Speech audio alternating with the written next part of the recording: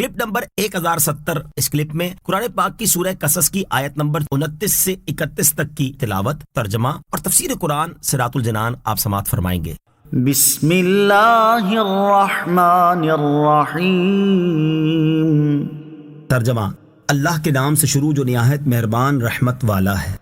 فلما قضى موسى الأجل وسار بأهله آنس من جانب الطور نارا قال لأهلهم كثوا إني آنست نارا لعلي آتيكم منها بخبر إني آنست نارا لعلي آتيكم منها بخبر أو جذوة من النار لعلكم تصطلون۔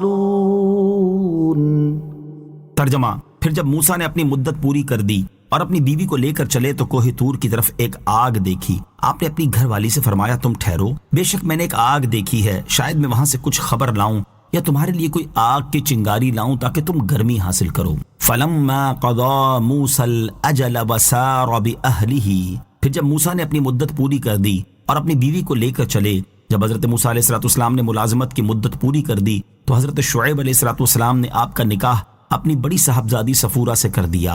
حضرت موسیٰ علیہ السلام نے 10 سال کی میعاد پوری فرمائی تھی، جیسا کہ حضرت عبداللہ ابن عباس رضی اللہ تعالیٰ عنہما سے روایت ہے کہ حضرت موسیٰ علیہ السلام نے بڑی میعاد یعنی 10 سال پورے کیے۔ پھر آپ نے حضرت شعیب علیہ السلام سے مصر کی طرف واپس جانے کی اجازت چاہی تو آپ علیہ السلام نے اجازت دے دی۔ چنانچہ موسیٰ علیہ السلام اپنی زوجہ کو ان کے والد کی اجازت سے مصر کی طرف لے کر چلے۔ سفر کے دوران جب آپ ایک جنگل میں تھے، اندھیری رات تھی، سردی شدت کی پڑ رہی تھی اور راستہ گم ہو گیا تھا، تو اس وقت آپ نے کوہ طور کی طرف ایک آگ دیکھی۔ اسے دیکھ کر آپ نے اپنی گھر والی سے فرمایا، تم یہاں ٹھہرو، بے شک میں نے ایک آگ دیکھی ہے، شاید میں وہاں سے راستے کی کچھ خبر لاؤں کہ کدھر جانا ہے یا تمہارے لیے کوئی آگ کی چنگاری لے آؤں تاکہ تم اس سے گرمی حاصل کرو۔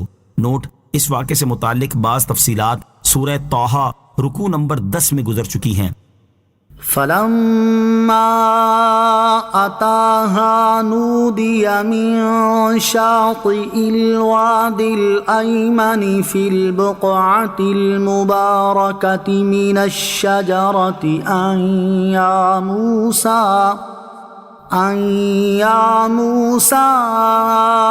إني أنا الله رب العالمين۔ ترجمہ، پھر جب آگ کے پاس آئے تو برکت والی جگہ میں میدان کے دائیں کنارے سے ایک درخت سے انہیں ندا کی گئی، اے موسیٰ، بے شک میں ہی اللہ ہوں، سارے جہانوں کا پالنے والا ہوں۔ فلما اتاہا، پھر جب آگ کے پاس آئے، جب حضرت موسیٰ علیہ السلام اپنی زوجہ محترمہ کو اس جگہ چھوڑ کر آگ کے پاس آئے تو برکت والی جگہ میں میدان کے اس کنارے سے جو حضرت موسیٰ علیہ السلام کی دائیں طرف تھا ایک درخت سے انہیں ندا کی گئی، اے موسیٰ، بے شک میں ہی اللہ ہوں، سارے جہانوں کا پالنے والا ہوں۔ جب حضرت موسیٰ علیہ السلام نے سر سبز درخت میں آگ دیکھی تو جان لیا کہ اللہ تعالیٰ کے سوا یہ کسی کی قدرت نہیں، اور بے شک جو کلام انہوں نے سنا ہے اس کا متکلم اللہ تعالیٰ ہی ہے۔ یہ بھی منقول ہے کہ یہ کلام حضرت موسیٰ علیہ السلام نے صرف اپنے مبارک کانوں ہی سے نہیں بلکہ اپنے جسم اقدس کے ہر جزو سے سنا، اور جس درخت سے انہیں ندا کی گئی وہ عناب کا درخت تھا یا اوسچ کا، جو کہ ایک خاردار درخت ہے اور اکثر جنگلوں میں ہوتا ہے۔ وَأَنْ أَلْقِ عَصَاكَ فَلَمَّا رَآهَا تَهْتَزُّ كَأَنَّهَا جَانٌّ وَلَّىٰ مُدْبِرًا وَلَمْ يُعَقِّبْ يَا مُوسَىٰ أَقْبِلْ وَلَا تَخَفْ إِنَّكَ مِنَ الْآمِنِينَ۔ ترجمہ، اور یہ کہ تم اپنا عصا ڈال دو، تو جب اسے لہراتا ہوا دیکھا گویا کہ سانپ ہے تو حضرت موسیٰ علیہ السلام پیٹھ پھیر کر چلے اور مڑ کر نہ دیکھا۔ ہم نے فرمایا، اے موسیٰ، سامنے آؤ اور نہ ڈرو، بے شک تم امن والوں میں سے ہو۔ وَأَنْ أَلْقِ عَصَاكَ، اور یہ کہ تم اپنا عصا ڈال دو۔ کوہ طور پر حضرت موسیٰ علیہ السلام سے یہ فرمایا گیا کہ تم اپنا عصا نیچے رکھ دو۔ چنانچہ آپ علیہ السلام نے عصا نیچے رکھ دیا تو وہ سانپ بن گیا۔ جب اسے لہراتا ہوا دیکھا گویا کہ سانپ ہے تو حضرت موسیٰ علیہ السلام اس سے خوف زدہ ہوئے اور اس طرح پیٹھ پھیر کر چلے کہ آپ نے پیچھے مڑ کر نہ دیکھا۔ تب انہیں ندا کی گئی، اے موسیٰ سامنے آؤ اور ڈرو نہیں، بے شک تم امن والوں میں سے ہو اور تمہیں کوئی خطرہ نہیں۔